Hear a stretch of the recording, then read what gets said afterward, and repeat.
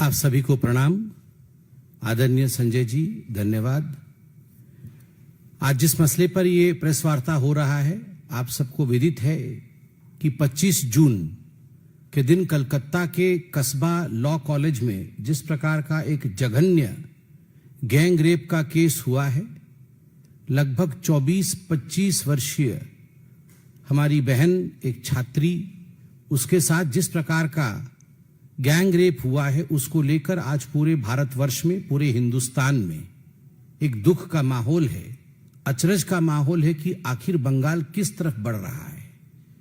रह रह के बंगाल से इस प्रकार की रेप की घटनाएं, चाहे वो आरजी कार का विषय हो, चाहे आज कस्बा लॉ कॉलेज का विषय हो, रह रह के उस प्रदेश से जहां एक महिला मुख्यमंत्री है, महिलाओं के प्रति संवेदनशीलता होनी चाहिए, वहां इस प्रकार की संवेदनहीनता, इस प्रकार की ब्रुटैलिटी आखिर क्यों है।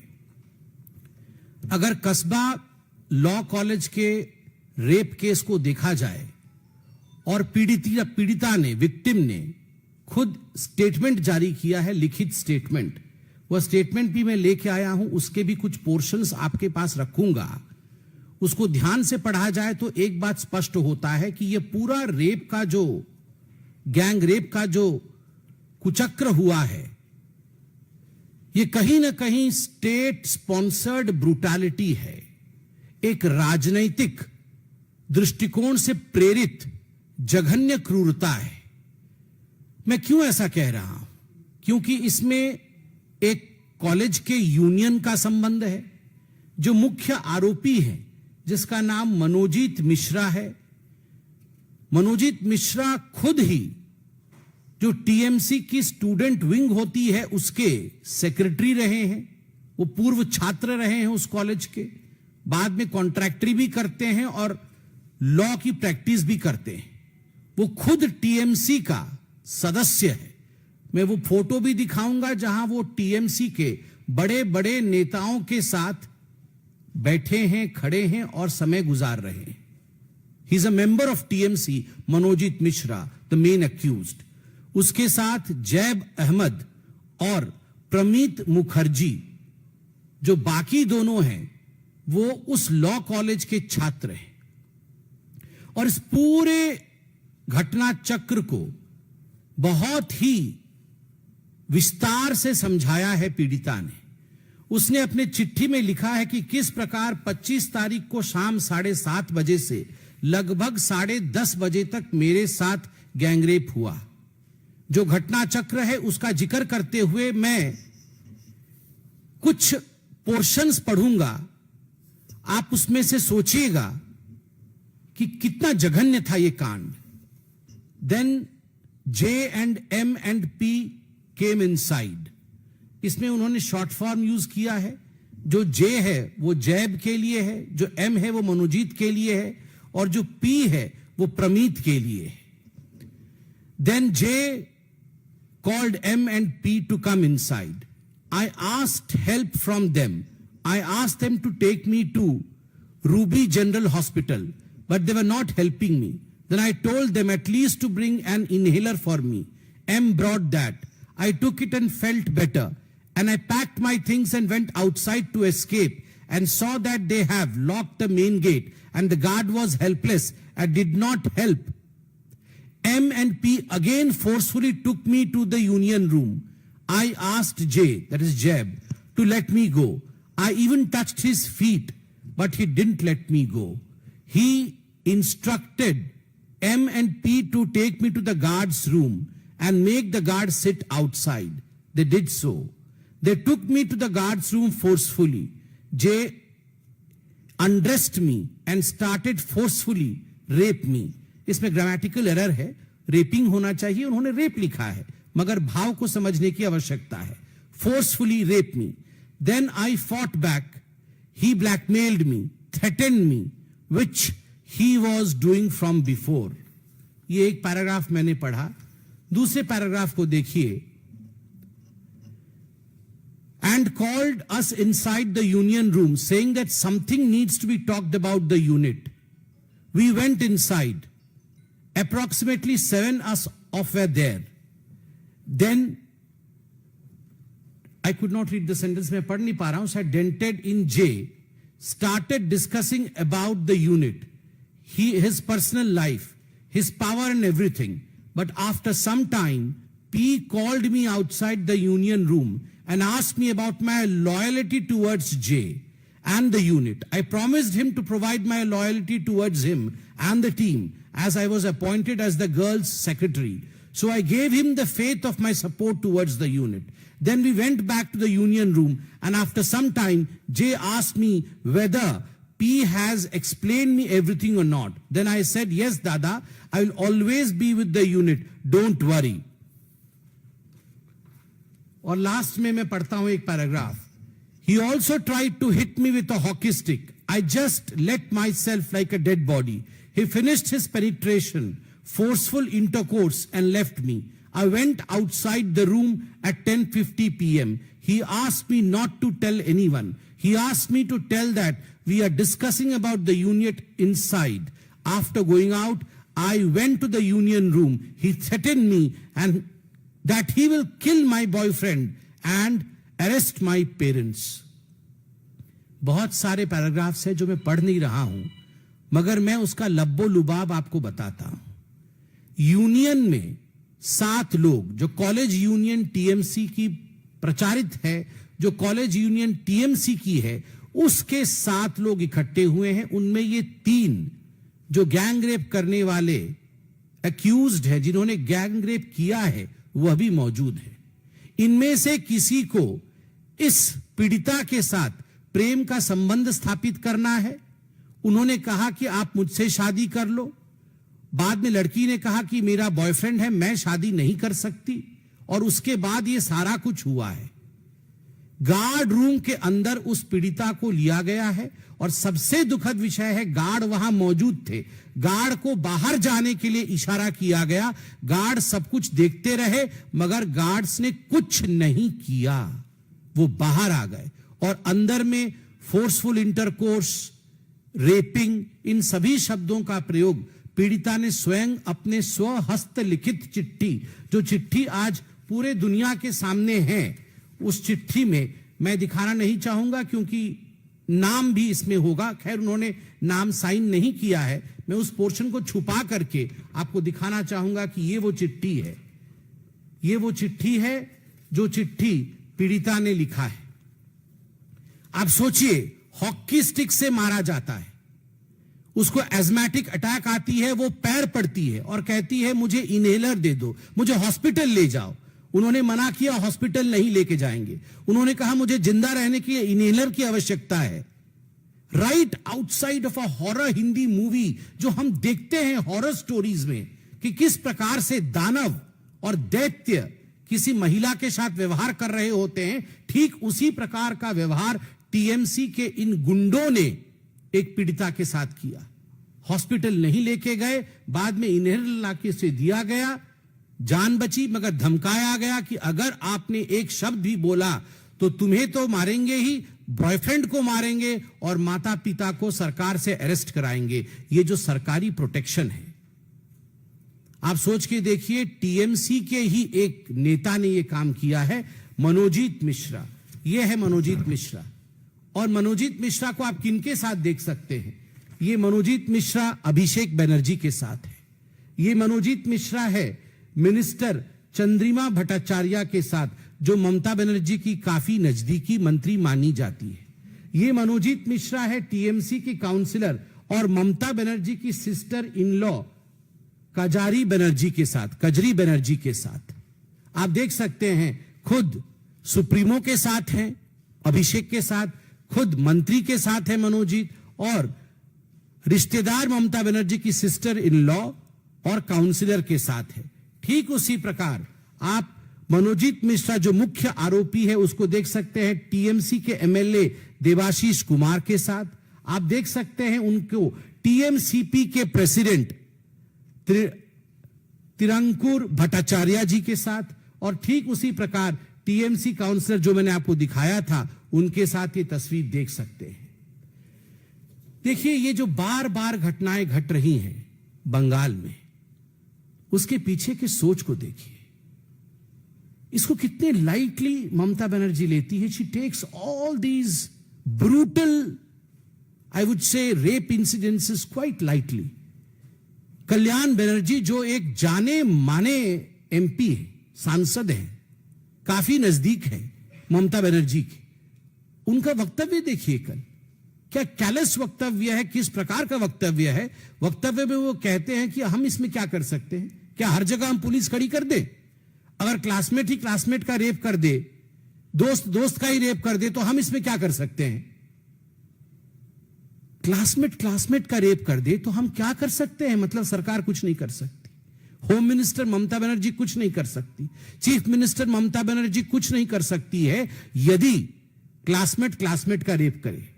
दूसरा, यदि कॉलेज के कैंपस के अंदर हो तो सरकार क्या कर सकती है. क्यों, कॉलेज का कैंपस का अंदर का विभाग सरकार से बाहर होता है क्या.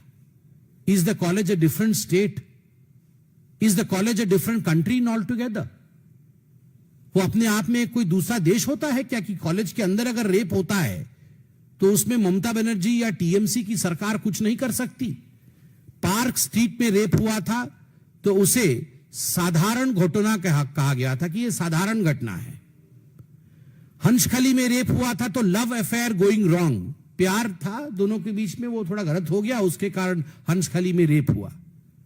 कुमुदुनी में रेप हुआ तो उसे सीपीआईएम सपोर्टर्स ने कह के उससे अपना पलड़ा झाल लिया. संदेश खली में रेप हुआ तो कहा गया नथिंग हैपेंड, कुछ नहीं हुआ है. आरजी कार में रेप हुआ तो कहा गया the rape happening because boys and girls are interacting more freely, लड़के लड़की ज्यादा बातचीत कर रहे हैं, इसके कारण रेप हो रहा है. और जब उसके खिलाफ प्रोटेस्ट हुआ तो कहा गया कि मोटिवेटेड प्रोटेस्ट है, ब्रेक दी बोन्स, हड्डी तोड़ दिए जाएंगे प्रोटेस्ट करने पर. आप सोचिए अगर इस प्रकार से, और अभी कल्याण बनर्जी कह रहे हैं कि हम क्या कर सकते हैं अगर स्टूडेंट के ही रेप कर दे, तो आप सोच के देखिए किस प्रकार की यह मानसिकता है. और आखिर ममता बनर्जी की सरकार बंगाल में, उसको ऐसा लगता है उनकी कोई जवाबदेही नहीं है. गार्ड रूम के अंदर, the one who should protect, the room which should be seen as the room of protection turned into a room of brutality and rape. इससे जघन्य कुछ नहीं हो सकता है. भारतीय जनता पार्टी के माननीय अध्यक्ष श्री जेपी नड्डा जी ने इस पूरे जघन्य कांड का मुआयना किया है और उन्होंने ये सब कुछ देखने के बाद, after taking into consideration that this is an absolute brutal act, उन्होंने एक कमिटी बनाया है.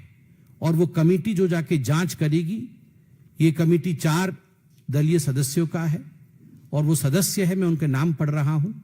श्री सतपाल सिंह, पूर्व केंद्रीय मंत्री एवं पूर्व पुलिस आयुक्त मुंबई. श्रीमती मीनाक्षी लेखी, पूर्व केंद्रीय मंत्री. श्री विप्लव कुमार देव, सांसद लोकसभा, एवं श्री मनन कुमार मिश्र, सांसद राज्यसभा. यह जांच समिति शीघ्र ही घटनास्थल का दौरा करेगी और अपनी रिपोर्ट माननीय राष्ट्रीय अध्यक्ष जी को सौंपेगी. इसमें कोई दो मत नहीं है कि आज बंगाल में जो हो रहा है उसको लेकर हम सब बहुत पीड़ा में हैं. और मुझे लगता है ममता जी को इस प्रेस कॉन्फ्रेंस के बाद तुरंत आके एक प्रेस कॉन्फ्रेंस करके, हम सफाई नहीं मांग रहे हैं, हम उनसे माफी मांग रहे हैं, इस्तीफा मांग रहे हैं, कि वो माफी भी दे और इस्तीफा की पेशकश करे. महिलाओं के साथ इस प्रकार का व्यवहार नहीं हो सकता है. एक दूसरा विषय है, आप जानते हैं कि 25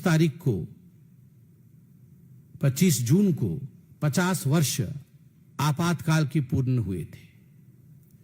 जब 50 वर्ष पूर्ण होते हैं तो स्वाभाविक रूप से पूरे देश में उस जघन्य कांड को याद दिलाया जाता है. मैं आज टाइम्स ऑफ इंडिया, एक बहुत ही जाना माना अखबार है, 30 दिसंबर 1975 के मैं हेडलाइंस लेके आया हूं. Indira aims at basic changes in the constitution. The Times of India news service, New Delhi, December 29, 30 तारीख को छपा. 29 की कहानी है. इंदिरा गांधी भारत के संविधान के बेसिक स्ट्रक्चर को बदलना चाहती है, यह हेडलाइन था। और इसमें लिखा हुआ है, Mrs Indira Gandhi addressing her first press conference after her decision to go to the country indicated that she would seek basic changes in the constitution if returned to power. There was, she addressed, however, no provision in the Indian constitution for calling a new constituent assembly. कुल मिलाकर के आज जो लोग हमारे ऊपर आरोप लगाते हैं संविधान बदलने की, सबसे बड़ा तमाचा उनके ऊपर है जब इंदिरा गांधी जी ने कहा था कि मेरा पहला काम संविधान को बदलने का रहेगा। यह हेडलाइन है। दूसरा, टाइम्स ऑफ इंडिया में ही छपा हुआ, दिसंबर 29 और 30 को यह छपा है। Does constitution serve the people, asks Indira. क्या भारत का संविधान भारत के लोगों की सेवा में है? क्या भारत का संविधान भारत के लोगों की सेवा करता है? यह इंदिरा गांधी जी का सवाल था। मैं 4 लाइन पढ़ता हूं। The prime minister asked the lawyers to give serious consideration to the question whether the constitution was serving the people and whether it was being interpreted in the spirit in which it was drafted. In a 7-minute address to the All India Lawyers Conference convened by the Punjab and Haryana branch of the National Lawyers Forum, Mrs. Indira Gandhi said, if the constitution were to be amended, it would be meant to give meaning to democracy. ये 2 headlines, एक headline कि मैं संविधान को बदलूंगी यदि मैं सत्ता में आती हूं, और दूसरा हेडलाइन कि भारत का संविधान भारत के लोगों की सेवा नहीं करता है। यह कांग्रेस पार्टी की असलियत को दिखाता है। और कांग्रेस जो 50 वर्ष के इमरजेंसी लागू होने के पश्चात जब भारतीय जनता पार्टी संविधान हत्या दिवस मना रही थी तो कांग्रेस पार्टी तिलमिला रही थी, उसका जवाब है। धन्यवाद। कोई प्रश्न पूछना चाहे तो अवश्य पूछे। दीपक चौबे। कल्याण बनर्जी कह रहे हैं कि लड़कियों के पीछे पुलिस नहीं लगाई जा सकती, इसलिए जो पुरुष हैं वो हिफाजत करें। आज के टाइम में अगर देखा जाए तो महिला जो है वो चांद पे हैं, डॉक्टर हैं, इंजीनियर हैं, इस तरीके के बयान। देखिए, महिलाएं चांद पे हैं, महिलाएं चंद्रयान भी उड़ा रही हैं, साइंटिस्ट भी हैं, महिलाएं बहुत आगे बढ़ी हैं, मगर उसका अर्थ ये नहीं है कि महिलाओं के साथ इस जघन्यता के साथ गैंगरेप हो और उसे जस्टिफाई किया जाए। यदि कल्याण बनर्जी और टीएमसी और ममता बनर्जी जी का यह मामला, इस मामले के बाद यह मानना है कि हर महिला के पीछे पुलिस नहीं लगाया जा सकता है, तो मुझे लगता है कि उन्हें इस्तीफा दे देना चाहिए। You resign. जो दूसरी सरकार आएगी वह व्यवस्था बैठाएगी कि महिलाओं की सुरक्षा कैसी करनी है, किस प्रकार का चाक चौबंद रखना है ताकि महिलाओं की सुरक्षा हो सके। क्यों? पुलिस हर मंत्री के पीछे लग सकती है, पुलिस हर मंत्री के घर को गार्ड कर सकती है, तो महिलाओं को क्यों नहीं गार्ड कर सकती है? क्या वीआईपी वीआईपी होता है और महिलाओं को इसी प्रकार छोड़ देना है? इसका उत्तर ममता बनर्जी दे। एक minute sir. Sunil ji, my question is pertaining to Telangana. At the time of the announcement of the alliance with the ADMK, the Home Minister Amit Shah made a public announcement that before coming assembly election, BJP will fight the election under the leadership of ADMK, Edappadi Palaniswamy. And Edappadi Palaniswamy will be made as the Chief Minister of Tamil Nadu. Whereas I don't know what has happened in 2 months' time. Therefore, yesterday Amit Shah ji has given an interview to the Tamil media in which he stated one of the leader of ADMK will be the Chief Minister and BJP will sharing the power with the ADMK in the forthcoming government. Whereas today ADMK made it very clear there is no question of power sharing with the BJP. Would you like to comment? No, I believe once the Honorable Home Minister has spoken, I don't have the mandate to comment upon it. And as far as the elections, the assembly elections of Tamil Nadu are concerned, We will cross the river when we will cross the bridge when we arrive at the river. So let's be patient. We will answer all your questions and you'll also get answers to all your questions at the apt time. What is the development taking place within 2 months? The time of the announcement, you made it very clear, Edapadi will be the Chief Minister of Tamil Nadu. After 2 months, you are making a statement that one of the ADMK leaders will be the Chief Minister of Tamil Nadu. What really happened in 2 months' time? So he's also one of the leader of AIADMK. So what has changed? I don't see anything that has changed in 2 months. No, Edapadi was given its mandate. So sir एक सवाल के साथ 3 नहीं हो सकता। कमलेश जी, क्या आप ये मानते हैं कि सोशलिज्म और सेक्युलरिज्म जो दो वर्ड है उसको जबरदस्त गवर्नमेंट में किया गया था और समय आने पर उसको विवेचित किया जाएगा? देखिए, मेरा बहुत स्पष्ट मानना है कि 25 जून 2025 ये 50 वर्ष इमरजेंसी के लागू होने के थे और उस समय देश के भिन्न भिन्न हिस्सों पर, चाहे वो भारतीय जनता पार्टी हो, चाहे वो बुद्धिजीवी वर्ग हो, उन्होंने बहुत सारे गवेषणा हो, स्पीचेस हो, सेमिनार्स हो, उसके माध्यम से अपने मंतव्यों को रखा है।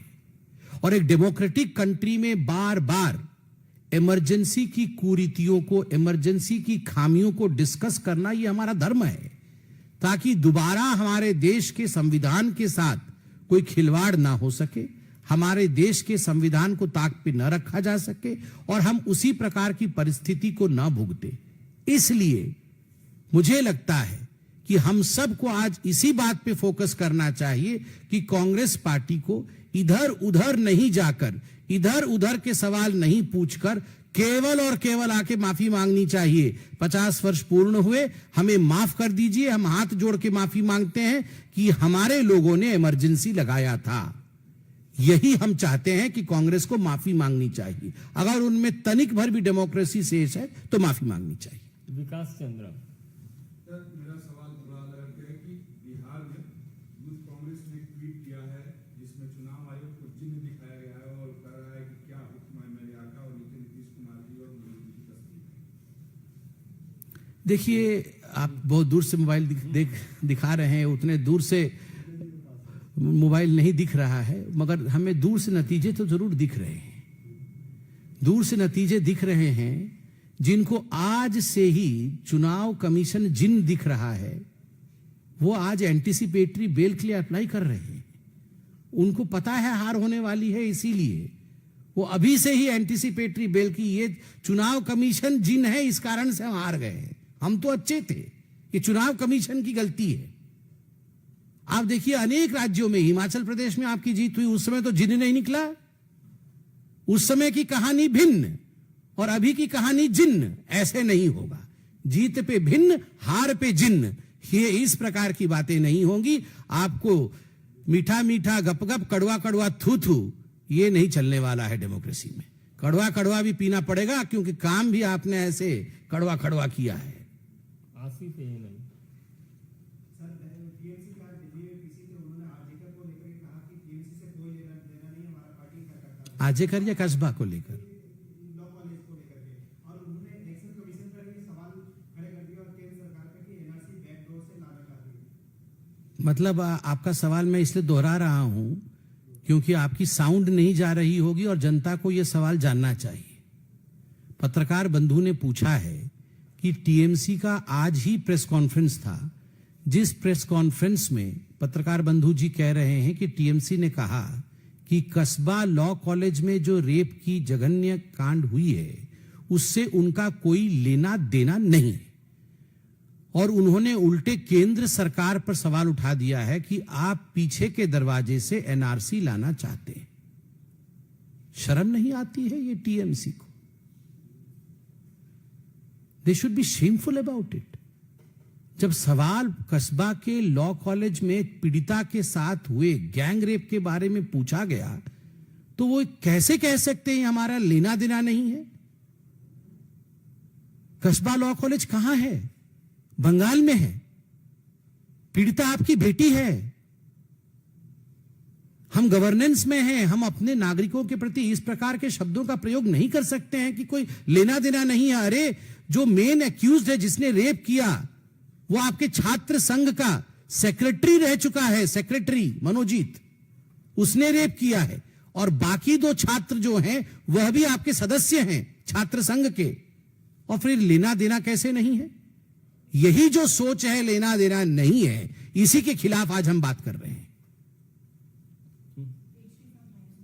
सर, अभी आपने बताया कि किस तरह से कमेटी बनाई गई है, कमेटी जाएगी वहां पर। हमने देखा था सर कि कैसे इस पूरे आजकल का रेप केस पर कई जगह पर प्रोटेस्ट हुए थे। इसमें सर आगे विरोध प्रदर्शन किस तरह से होगा? ममता बनर्जी की इस्तीफे की डिमांड आप कर रहे हैं, लेकिन विरोध प्रदर्शन बंगाल में किस तरह से आप देखने को? देखिए, विरोध प्रदर्शन वगैरह कोई प्लान करके तो नहीं होता है कि मैं प्रेस कॉन्फ्रेंस में बताऊं। ये तो स्वतः होता है, सेंटिमेंट का विषय होता है, और लोग, साधारण जनता निकल कर आती है। तो मुझे इसमें कोई शक नहीं है, जिस प्रकार का ये अमानवीय घटना है, ये क्रूरता है, ब्रूटैलिटी है, और एक तरह से ये राजकीय संरक्षण के नीचे हुआ है, क्योंकि कहा जा रहा है कि माता पिता को अरेस्ट कर लेंगे, बॉयफ्रेंड को मरवा देंगे, गार्ड निकल के बाहर जा रहा है, तो लोग तो सड़क पे उतर के आएंगे। ये लोगों के विवेक के ऊपर है और लोगों के मत के हिसाब से। एक डेमोक्रेटिक कंट्री है, लोग बाहर कब निकलेंगे, लोग किस प्रकार से शांति प्रिय डेमोन्स्ट्रेशन करेंगे, ये लोगों के ऊपर है। कुमार गौरव। सर, संगठन चुनाव के लिए आप लोगों ने कई पदाधिकारियों को घोषित किया है राज्यों के लिए। क्या पार्टी को नया राष्ट्रीय अध्यक्ष जल्दी मिलने जा रहा है? ये मेरा मैंडेट नहीं है, और मुझे लगता है जब होगा तो आपको मालूम पड़ेगा। इस विषय पे पार्टी बोलेगी। आमोद राय। एक महत्वपूर्ण प्रश्न आया है असदुद्दीन ओवैसी की तरफ से, और बार बार ये कह रहे हैं, आज उन्होंने ट्वीट भी किया इस बात को, कि बिहार में जो नया नाम जोड़ा जा रहा है वोटर लिस्ट में, उसको एक तरह से भाजपा और जो केंद्र सरकार है वो एनआरसी लागू करने की कोशिश के तहत कर रही है। देखिए, ये एनआरसी इत्यादि का विषय समय समय पर कुछ लोग अपने राजनीतिक फायदे के लिए उठाते रहते हैं। तो मुझे लगता है इसमें हमें ज्यादा कमेंट करके, विषय को कॉम्प्लिकेटेड करके लोगों में भ्रम की स्थिति पैदा नहीं करनी चाहिए। जो लोग राजनीतिक फायदा चाहते हैं, लोगों को डराने के लिए इस प्रकार के शब्दावली का प्रयोग करते हैं। भारत के लोग बहुत समझदार हैं, वो सब जानते हैं कि बीजेपी क्या करती है और बाकी पॉलिटिकल पार्टी क्या करती है, इसलिए लोग भ्रमित नहीं होने वाले हैं इस प्रकार की बातों से। और वैसे भी असदुद्दीन ओवैसी जी जाके अभी ऑपरेशन सिंदूर के बारे में बाहर अच्छी अच्छी बातें करके आए हैं, देश के हित को रख के आए हैं। तो मुझे लगता है वो भी जानते हैं, वो बाहर गए थे, उन्होंने समझदारी का परिचय दिया था, वो भी जानते हैं कि जो वो कह रहे हैं वो पॉलिटिकली ही कह रहे हैं, उसमें सत्यता नहीं है, उतने समझदार वो हैं। विकास चंद्रा। सर, मेरा सवाल एक है कि अभी आपने आपातकाल की चर्चा की, कांग्रेस ने एक बयान जारी किया है और आपके पंच निष्ठा से एक लाइन उन्होंने उठाई है वेबसाइट से, और कहा है कि खुद ही इनके वेबसाइट पर सोशलिज्म शब्द है, लेकिन हमसे कहते हैं कि संविधान से इसे हटाओ। इससे साफ जाहिर होता है कि ये संविधान की रक्षा करने वाले नहीं है। क्या आपकी वेबसाइट पर ही सोशलिज्म लिखना है, ऐसा वो कह रहे हैं? देखिए, आप ध्यान से पढ़िए, कांग्रेस के वेबसाइट में तो करप्शन लिखा है, उनके वेबसाइट में और उनके डीएनए में ही करप्शन लिखा है कि कांग्रेस का डीएनए जो रहा है। और मैं महात्मा गांधी जी के कांग्रेस की बात नहीं कर रहा हूं, ये गलतफहमी में मत रहिए। वो कांग्रेस पार्टी और ये कांग्रेस पार्टी अलग अलग है। ये इंदिरा कांग्रेस है, कांग्रेस आई। तो इसलिए ये जो जनता के मन में वहम रहता है कि वो कांग्रेस पार्टी वही वाली कांग्रेस पार्टी चली आ रही है, नहीं भैया। महात्मा गांधी जी की कांग्रेस तो भारत के लिए लड़ रही थी, और महात्मा गांधी जी ने कहा था ये तो समाप्त कर देना है कांग्रेस पार्टी को। ये तो महत्वाकांक्षा के लिए परिवार ने कांग्रेस बनाया, जिसका नाम कांग्रेस आई है। और कांग्रेस आई के डीएनए में वी है ही नहीं, उसमें केवल मी है, आई है। केवल मैं, मेरा परिवार, मेरे परिवार का भरण पोषण, करप्शन, यही उनके डीएनए में है। और इस कारण से मुझे लगता है कांग्रेस किसी को पाठ ना पढ़ाए। कांग्रेस पहले अपने आप को देखे, अपने गरिबान में झांके, और उसके बाद किसने सर्वाधिक राष्ट्रपति शासन लगाया है, किसने सर्वाधिक अमेंडमेंट किया है, संशोधन किया है कॉन्स्टिट्यूशन में, उसके विषय में खुद ही जान ले। आंकड़े हैं, साफ हो जाएगा।